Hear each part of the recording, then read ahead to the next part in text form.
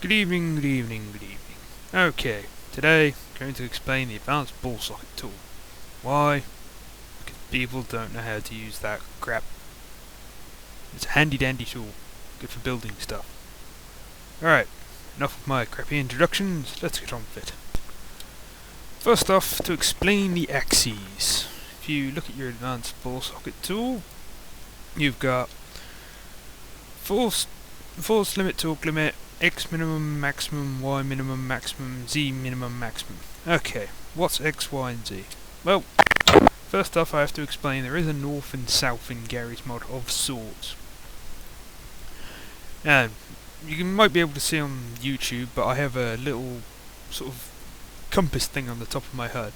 That's called the... let me get the proper name in case anyone wants it. It is the depth Hud Inline. It comes as an SVN, you can find it around the internet. It's very handy. If you can't get that, if you've got a spray on the floor, the top of it will always point north. And north is the important thing in this, because all this has to be done north to south.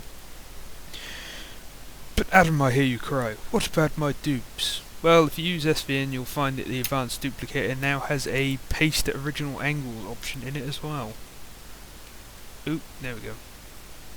See, paste at original angles. I'll stick a box around it in case you can't see my mouse. Okay, so north, south, original angles, now what everything is. Let's explain X. X runs along the north-south axis. So that's south, that's north, this is X.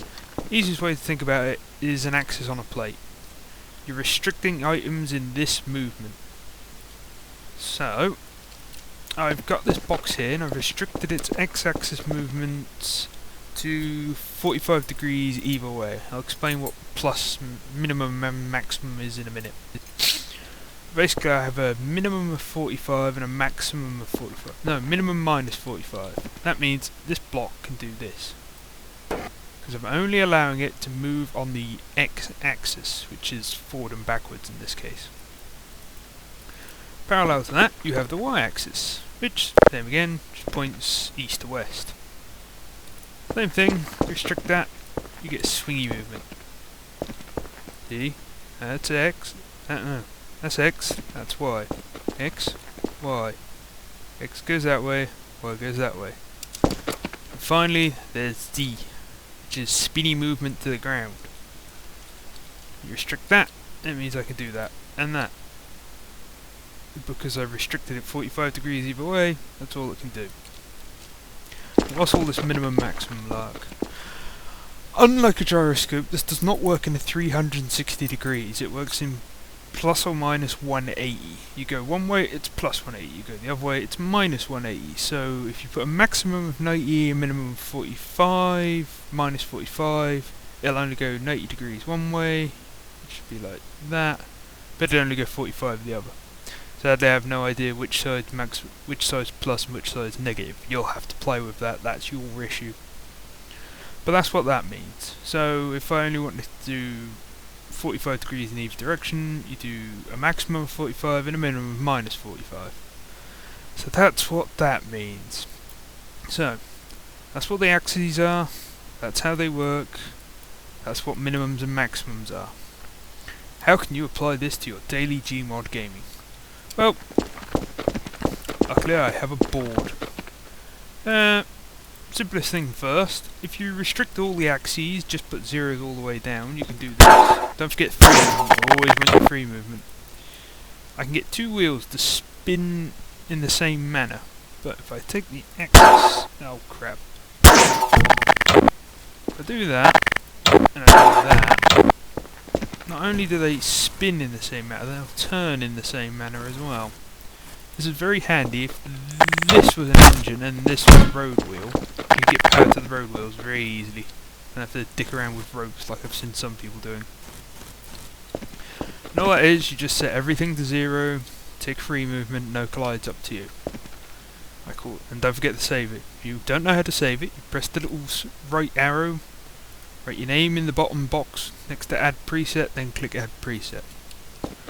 Right, what else can you do? Ballsocket tool again.